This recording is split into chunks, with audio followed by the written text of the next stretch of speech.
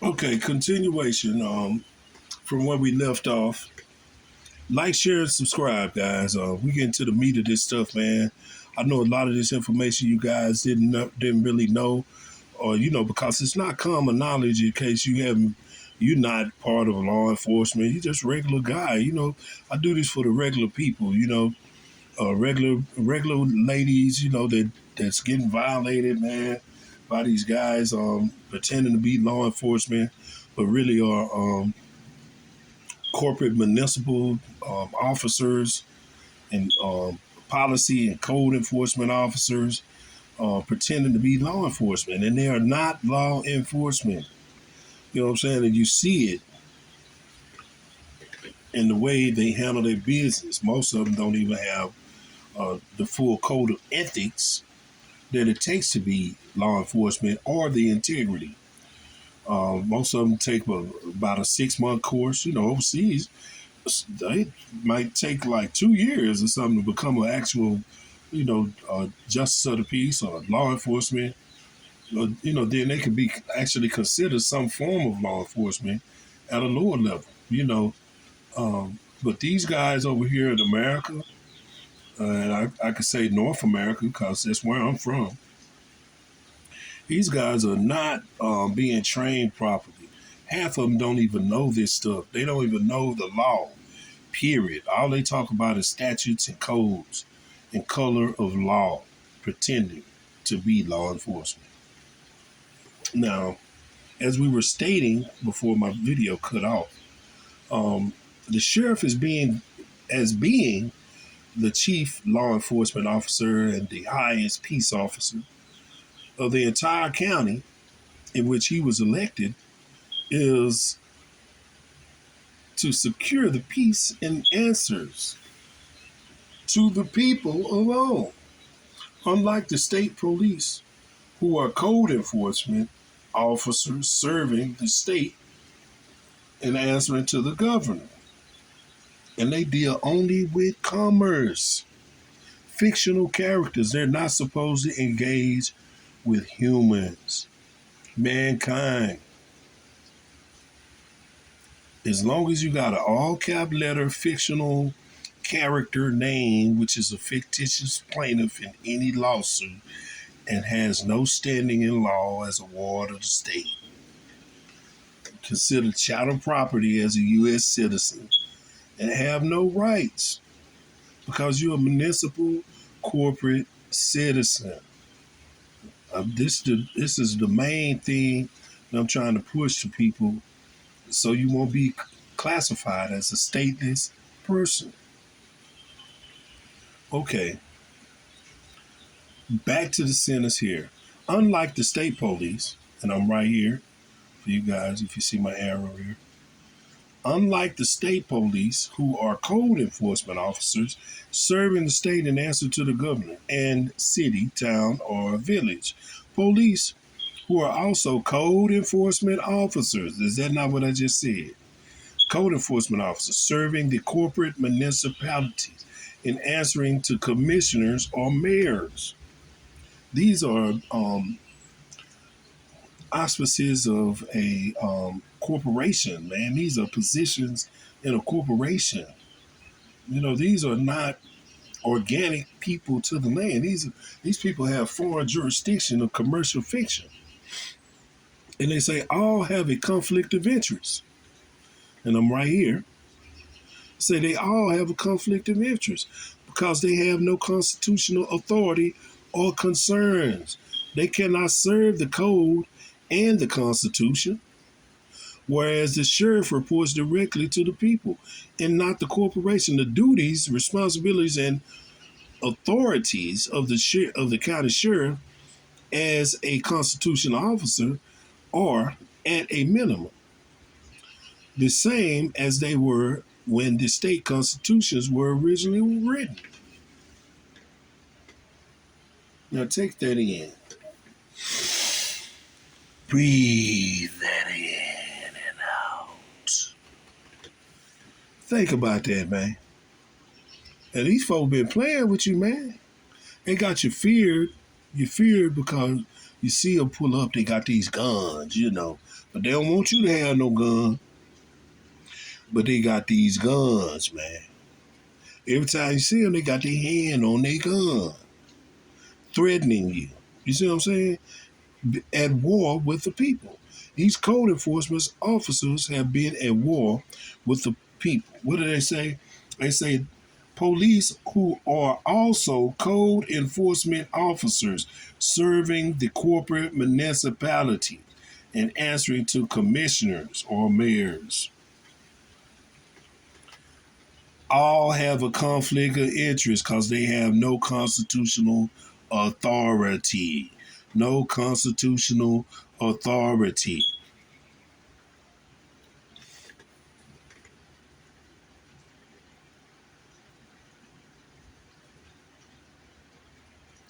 Whereas the sheriff reports directly to the people and not to the corporation. The duties, responsibility, and authorities of the county sheriff as a constitutional officer are at minimum to them, but they seem to take sides with the corporate code enforcement officers, letting them usurp your rights, not determining whether you're cognizant and overstanding that you have been taken into a commercial contract by signing these negotiable instruments that are called licensings, which are also unconstitutional. The United States Constitution and the laws of the United States which shall be made pursuant thereof, and all treaties made or which shall be made under the authority of the United States, but it's not an all cap letter United States. So you have two dualities of United States here. And I'm going to show you that right here. We can go right to the General Civil Orders right here, where it says it had been the policy of the United States of America minor to consider all federal employees and members of the active duty military who are birthright inhabitants of the United States of America major, temporary dual citizens, subject to the United States of America minor. However, the United States of America major recognizes no dual citizenship whatsoever, and the process required for any birthright inhabitant of the land to adopt U.S. citizenship is both lengthy and purposeful, as stated in U.S. Statute at Large 2, Revised Statute 2561. As the employers of the United States of America minor, we, the people, exercise our proprietary interests and direct in all American state citizens, as we are, to define the interests and integrity of the American organic states. See, the American organic states are the people, the original people, which are the aboriginal people of the land. American organic states, regardless of any contrary orders issued by a corporate officer of the United States. You see that all capital letter, United States, or foreign official acting under the auspices of the United States of America minor. You see how they switching these letters up. See, that makes a difference. You see what I'm saying? This is where they get a lot of people confused. A lot of people didn't know it was two United States running at the same time. You know what I'm saying? So they go right back in here to tell you again. Let me get my arrow back up here. All birthright state citizens of the United States of America major are specifically enjoined from engaging in any activity contrary to the health, welfare, safety, and benefit of their fellow state citizens and will otherwise be recognized as criminals, regardless of what uniforms they wear or what authorities they pretend to have. If corporate President Obama should order any member of the United States or should I say the U.S. military, because when you say U.S., a lot of times it does not mean United States at times. Now, it could mean unum sanctum. It can mean Union States, which is actually the KKK. You know what I'm saying? It's called the United States Magna Carta happens to be under the Union States, which is the KKK. So we have to pay attention to these word plays. That's why I say the syntax ramification of the words that's presented before you. Okay, so we back at the point where the President Obama should order any member of the U.S. military, which is a militia, actually, and private mercenary, and or any armed agency personnel, which is BATF, IRS, the NSA, or the FEMA, or etc., to open fire upon American states citizen. It will be a war crime against non-combatant civilians, and it will be immediately recognized as such throughout the world. So that's international treason and violation and warrant against the people. It says right here. Now we've got to the point where we understand about this major and minor thing. You see, I know that's confusing a lot of people, but we have a shadow government pretending to be the government. That's why it's a lot of confusion about justice, because if you pretending to be something you're not, black, pretending to be black. Black is a KKK phrase coined, copywritten, and controlled by them. You know what I'm saying? So if you checking that box talking about you black, Obama already told you, man, black has no standing at law. Don't forget that. Black has no standing at law. I don't want to hurt nobody feelings about whether or not you black. You look in the mirror every day, you're brown, or either you're dark brown. And if you're that dark, you're indigo, because you're damn near blue. You hear me? Pay attention to these phrases, man. This is what get you caught up in these jurisdictional, fictional characters. And then you wonder why you can't get justice. But it is stated right here, and this is the General Civil Orders. I'm thinking this is page 4 of 7. Now let me show you where this top and then show you who this was issued to. This is the General Civil Orders, June 10th, 2014. They issued this in 2014. It was issued to all members of the Domestic Police Forces, U.S. Marshal Service, and Provost Marshal, members of the American Bar Association. This is all your lawyers, and the American Armed Forces. So you know your lawyers ain't for you if they ain't trying to protect your rights under this, man. Now this is serious, you know. And we're gonna go back down here to where we was talking about the situation here. And it says here that for all military and civilian based defense and law enforcement agencies, the rule to be observed is if you can't do it as a private individual, you can't do it as a public officer. You can't run up to nobody and snatch them out their damn car, run up to them and talk about give me your ID, and if they don't want to show you their ID, you take them to jail. That's crazy, man. It's kidnapping. These people that overstep their authority, they think they some type of superhero for some reason.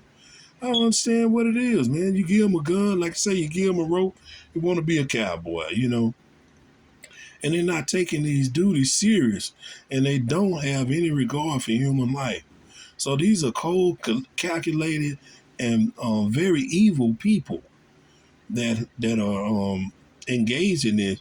And they might be in some form of secret society, all these different fraternities that they have set up here. And so you have to watch this, man.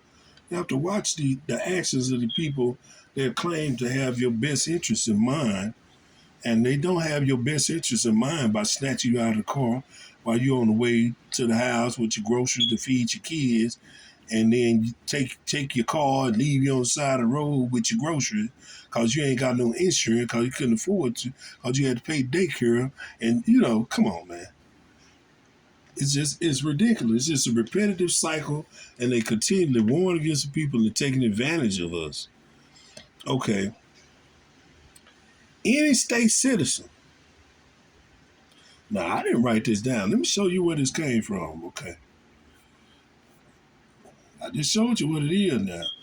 All these copies were sent to the Joint Chiefs of Staff, Major General David E. Quantock, State of Alaska Governor Sean Parnell, State of Alaska Lieutenant Governor at the time, Med Treadwell, Chief Justice Dana Faye, Colonel Jim Cockrell. He's Alaskan State Trooper up there. Robert Hugh, U.S. Marshal, Kevin Donovan, FBI, and other interested parties. Now, this particular judge Anna Marie Wilhelmine, Hannah, Sophia Ritzinger von Wittgenstein, von Leto Verbeek, non-negotiable autograph under seal and service, all rights reserved. Now, why can't you sign your name like that? Because it's a sovereign state of being, and you pretending to be a corporate fiction with your name signed in black ink under fiction and pretense, so you are considered a ward of the state, chattel property, and civil little mortus, which is dead in the eyes of the law. As you continue to sign these documents, well, we got some papers we need you to sign, and all this old type of mess, Now, back to what we were saying. And this was written by judges. These people say that any state citizen who is forced to open fire on a federally or state or federally state or state, see how they got all the different spellings, funded personnel in defense of life or property will be recognized as a non-combatant civilian if you survive, because they're going to damn sure try to kill you if you have to open fire on them. And they don't plan for you to live from that point on. But if you do survive, you will be held harmless and supported by all members of the American Armed Forces of the United States of America, Major. Well, I suggest that you already have your name and your information intelligence gathered to have the links and means by which to call upon those American state militias and American Armed Forces of the United States of America, which can be done by writ, proclamation, via U.S. postal documentation and recording. And it says, any state citizen so imposed upon by those in his or her employment, in other words, those people, they work for us, the people, they work for the people, or hired by those in his or her employment to any capacity whatsoever, including elected officials, will be entitled to full reparations in the amount of $5 million US dollar, or the equivalent at the time of the damage incurred for every death inflicted upon you would be 2.5 million US dollars, or the equivalent at the time of damage for every permanent disability. They shall also be owed full reparation for all property damage incurred in up to 80 times compensatory damages at the discretion of a jury of their peers. And it says the individual states of the Union, like I said, the Union States, formed by statehood compact, retain the full and unencumbered claim upon their birthright inhabitants. These states are defined geographically, and most of them, they are not incorporated entities, and they are not represented by any incorporated state of or state of. See those two different positions? That's what I was talking about. You have to know the difference. So they're not represented by the state of organizations at this time. They are presented solely by the unincorporated body politic and their individual inhabitants who retain all organic and civil prerogatives on the land. That is the Omorican people. Omorican. They say Moorish, but it's Omorican, Americana, mother, me. All of those are vowels. M-O, M-E are interchangeable vowels that have the root same meaning. A Moor's riches. Omorica. Port of riches. Puerto Rica. Puerto Rica. Port of riches. A Moor's riches. America. Okay. Not being arrogant. I'm just stating what the word and the etymology and morphology of the word is. And I have a definition of that on here too. I have to run down through there and go get it and show it to you. And I think I'll open up one of the videos with that definition in particular to talk about the morphology of it all. But right now we're going to go back. Those organizations currently calling themselves State of Alaska and the State of Alaska, etc., are representatives of two different governmental services corporations by the Federal Reserve, State of Alaska, and the International Monetary Fund, State of Alaska, doing business as franchises of the United States of America Incorporated and the United States Inc., respectively, both. See that? See the difference in that? Okay. They have no representational capacity whatsoever and are operating under commercial contract only. So the color of authority that they present to you pretending to be law enforcement is constructive fraud and semantic deceit, as they're saying right here. Because the state and federal entities have all functioned under conditions of non-disclosure and semantic deceit, serving to promulgate fraud upon the organic states. Anytime they say the organic states, they're making reference to the people. And the American people, they are all to be considered criminal syndicates to the extent that they have been aware of their status and have failed to correct their operations and representations.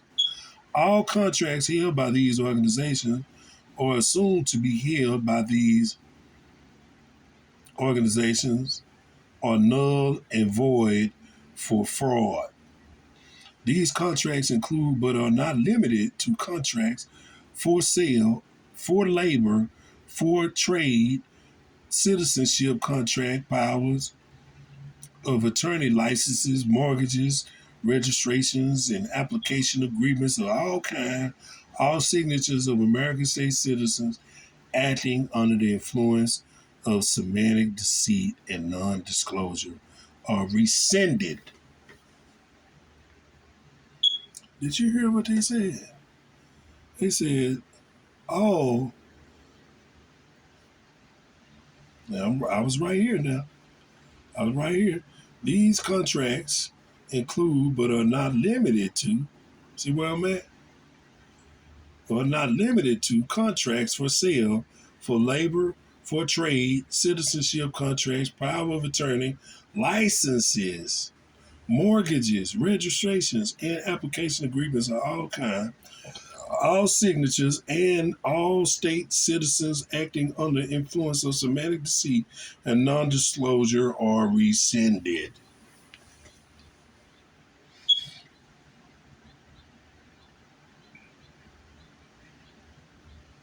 Something to think about, right? These people have been playing with you.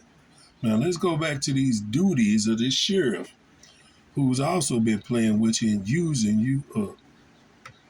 Now this magnum specifically states about these sheriffs: if a sheriff and a marshal need to consult a bar judge,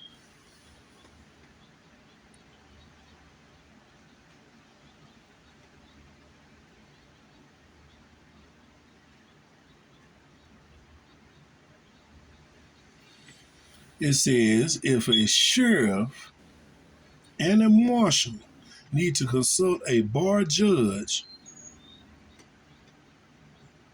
bar attorney, or bureaucrat to know when they exceeded their authority, it's no longer no different than consulting with the fox concerning the hen house.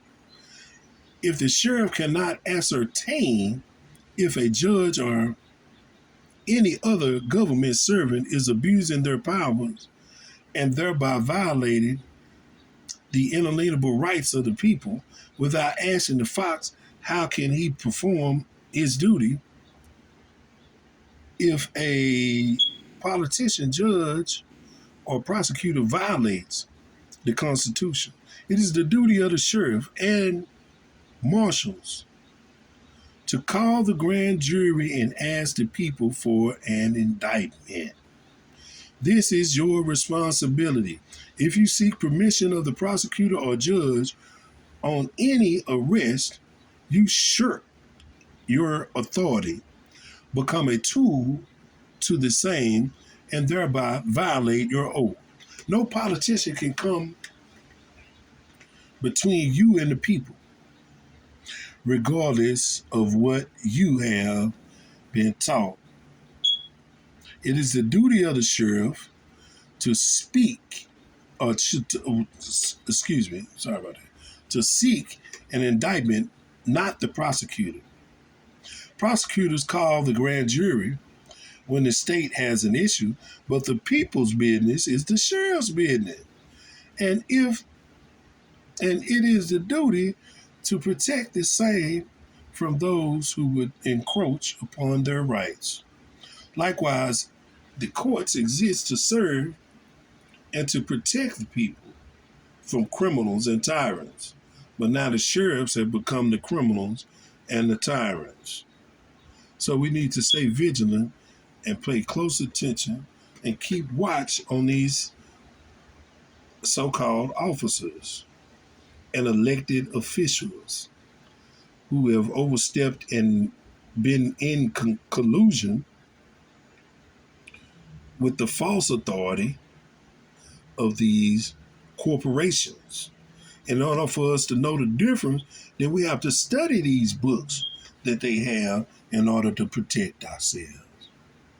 Now, we're going to leave off on that, and I think I gave you guys a good hour, split between two videos. Of course, one popped off. And we'll start back up with these constitutional officers versus the code enforcement officers next time. That's going to be a juicy video. So like and subscribe, man. I'll see y'all back here next time on the channel of my Rukon. Yeah, we going to get down to the root of the Aboriginal truth and what the ancestors set forth to protect us. All right. Peace out, man. Stay vigilant. And the main thing is to study, study, study to show thyself approved. Yes, indeed.